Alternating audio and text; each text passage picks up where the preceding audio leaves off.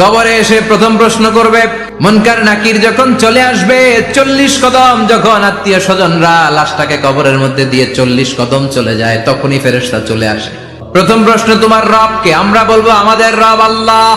দ্বিতীয় প্রশ্ন, ওমা দীনু, তোমার ধর্মের নাম কি? আমরা কি বলবো? তৃতীয় প্রশ্ন, বিশ্বনবীর চেহারা দেখিয়ে বলা হবে, এই লোকটারে চিনো নাকি? সব প্রশ্নের উত্তর তুমি পেরেছো, আপনার কবরটারে 70 হাত লম্বা করে দেয়া হবে। ওয়ায়ুফতাহু লাহু বাবুন ইলাল জান্নাহ, আপনার কবর থেকে জান্নাতের দিকে দরজা খুলে দেয়া হবে।